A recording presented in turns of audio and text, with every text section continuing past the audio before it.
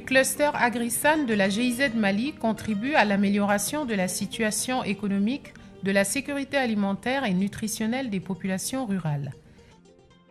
Ils promeuvent une agriculture innovante et durable pour la valorisation des aménagements hydro-agricoles. Ainsi, ils contribuent à l'atteinte des objectifs de développement durable des Nations Unies dans le cadre de l'agenda 2030 pour le développement durable. Ils sont principalement liés aux objectifs 1, pas de pauvreté, et 2, faim zéro, et contribuent également à l'atteinte d'autres ODD.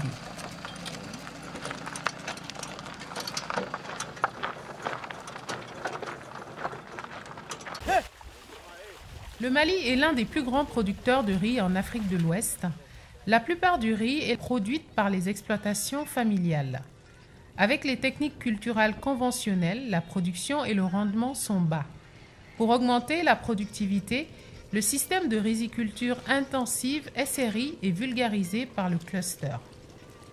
Les principes fondamentaux du SRI sont le semis en ligne, le repiquage précoce des jeunes plants de riz et l'espacement de 25 cm entre les plants pour optimiser leur croissance et économiser la quantité de semences.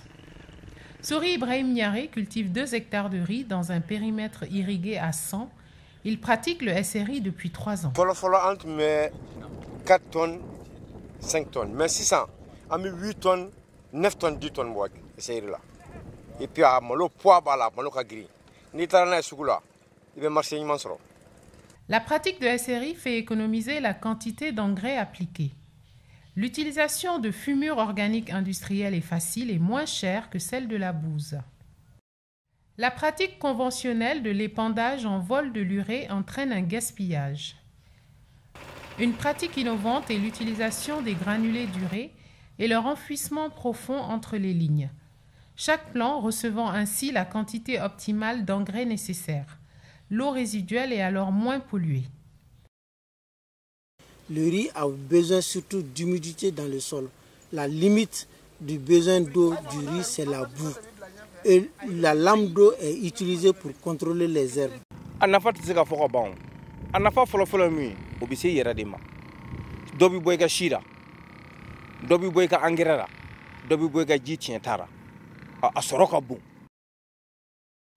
Dans chaque site, des champs vitrines sont installés pour montrer les avantages du SRI aux paysans et leurs représentants. Le cluster organise aussi des journées portes ouvertes avec les services de l'État et les organisations paysannes pour promouvoir la pratique du SRI.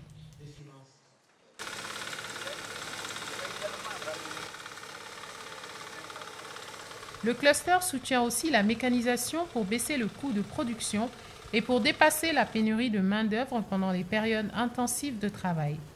Dans ce cadre aussi, des micro-entreprises de jeunes sont appuyées pour faire des prestations mécaniques. Les groupements de femmes sont appuyés pour se lancer dans la production de riz étuvé. Les entreprises locales qui travaillent déjà dans la mécanisation agricole fabriquent les étuveuses selon un modèle qui a été développé par la GIZ Bénin. Il permet l'étuvage plus efficient de plus grandes quantités de riz à la fois. Grâce à ses qualités nutritionnelles, la demande pour le riz étuvé progresse. À cause de son importance, les malades de diabète à qui l'on déconseille de manger du riz blanc en sont conscients. Le riz étuvé est donc une affaire rentable pour ces femmes.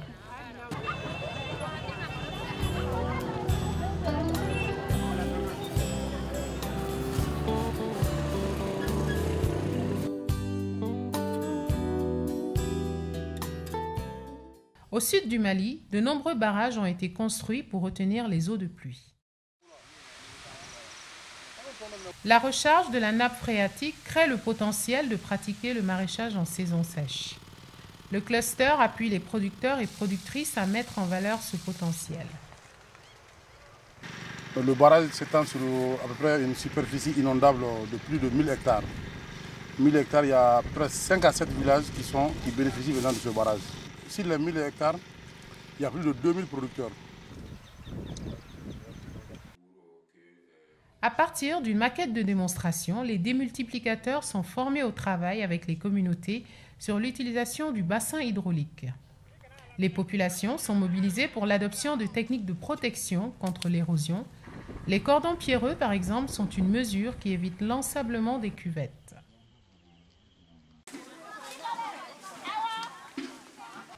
Ici, 85 femmes du village se sont constituées en groupement pour un jardin collectif.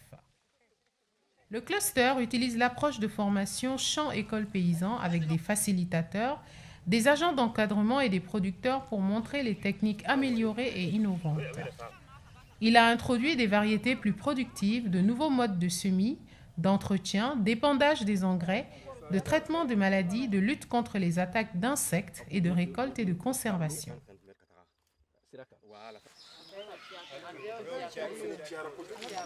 Pour augmenter la rentabilité et ainsi lutter contre la pauvreté, les producteurs doivent apprendre à calculer en termes économiques. Les formateurs travaillent avec des modules qui visent à analyser les différentes activités et dépenses de production dans le but d'augmenter les bénéfices. Dans un milieu souvent analphabète, la formation est couplée avec l'alphabétisation fonctionnelle. Mais l'information est à tout. Ami musaka minu bara nakosena ani anya fargolo la bara minge ka oyabele ibale ko ke wori ni fansera ibra min soro ka financer le bo ola.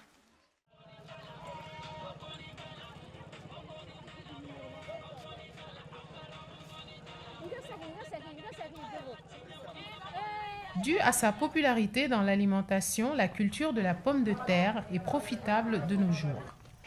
Le cluster a introduit les pratiques innovantes pour augmenter sa productivité. Aussi, il travaille sur la multiplication de la semence qui ne se fait pas encore au Mali. Après la récolte, les cultivateurs sont obligés de vite vendre les pommes de terre faute de moyens de conservation. C'est pourquoi le cluster les appuie dans la mise en œuvre des méthodes de conservation. Une grande case de conservation ventilée grâce à l'énergie solaire est une méthode utilisée par les organisations de producteurs.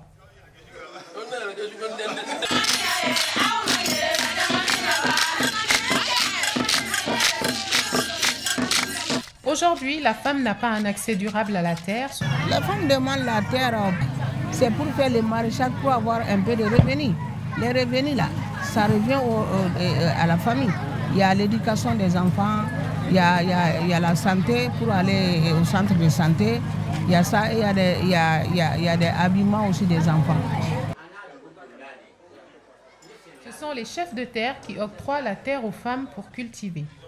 Pour faciliter l'accès des femmes à la terre, le cluster intervient en collaboration avec la Fédération nationale des femmes rurales, FENAFER. Lors du forum foncier villageois, un plaidoyer pour l'accès des femmes à la terre est fait.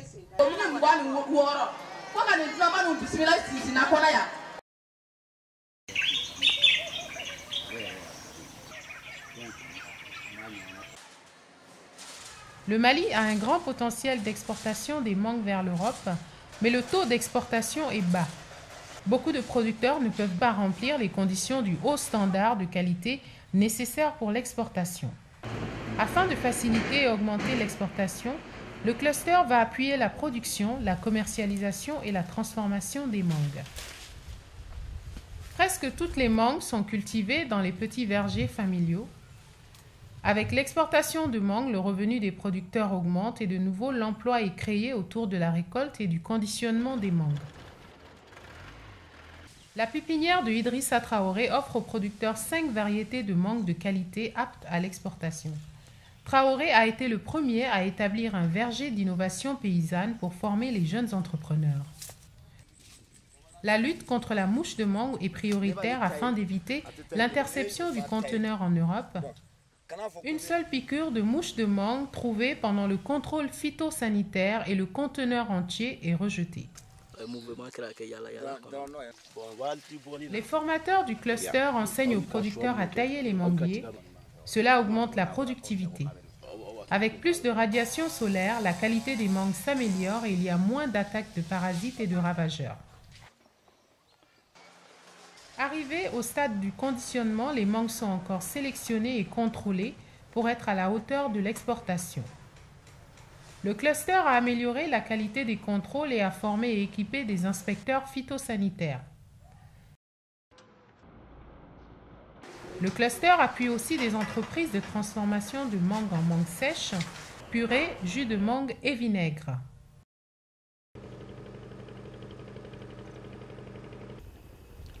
Le cluster intervient dans la promotion de la pisciculture pour exploiter le grand potentiel de cette filière. Le but est la création de petites entreprises de jeunes et de femmes pour la production du poisson frais en cage flottante et étang. Ici, dans le centre de formation agro-pastorale à Caille, les étudiants apprennent les techniques de production de la pisciculture. Les projets du cluster travaillent avec 5 centres de formation de référence régionaux pour assurer la formation des acteurs intermédiaires. Où ils font le grossissement et tout est artisanal ici. Eux-mêmes, ils fabriquent leurs aliments. C'est un peu ça. C'est pour vous montrer un peu qu'on peut aller loin avec les matériaux locaux. Les projets du cluster identifient en coopération avec des structures partenaires publics et privés les besoins en formation des acteurs dans les différentes filières. Par la suite, des groupes de concepteurs élaborent des curricula. Ils forment des intermédiaires venant des structures partenaires pour l'encadrement des acteurs locaux. Pour la réussite du transfert des messages, des stratégies variées de formation et de communication sont utilisées et des outils pédagogiques développés. Les démonstrations culinaires dans les villages sont une activité importante de lutte contre la malnutrition. Avec les aménagements hydro-agricoles, tous les produits qui doivent intervenir dans la bonne alimentation de la femme enceinte, de la femme allaitante et de l'enfant sont disponibles au niveau communautaire. Et on a constaté que la majeure partie de ces produits sont vendus et ils ne sont pas consommés au niveau villageois. Dans le village de Digato, les femmes apprennent 2 différentes recettes pour les enfants de 6 à 9 mois et pour les enfants de 9 à 24 mois. Les bouillies de céréales sont enrichies avec des ingrédients comme le moringa, la poudre d'arachide et le pain de singe.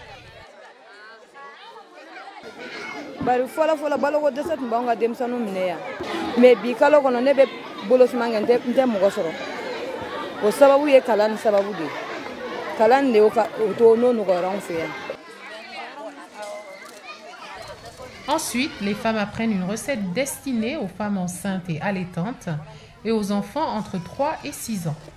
Il s'agit d'une sauce nutritive à base de feuilles de manioc avec des légumes de jardin. On ajoute aussi la poudre d'arachide, le poisson sec et le sumbala. Dans chaque village, une instructrice est formée sur les aspects de nutrition. Elle fait des visites à domicile pour assurer la durabilité.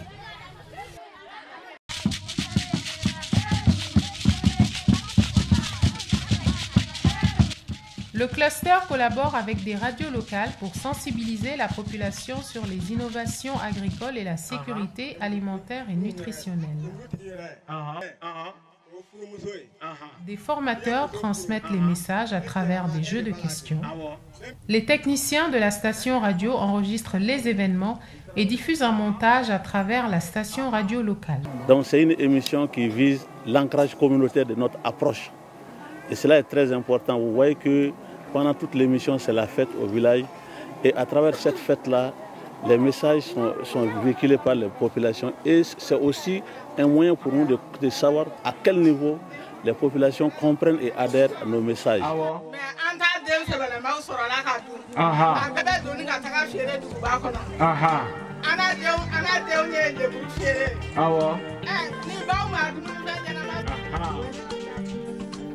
Les projets du cluster AgriSan de GIZ Mali appuient le gouvernement du Mali pour l'atteinte des ODD 1 et 2, pas de pauvreté et faim zéro.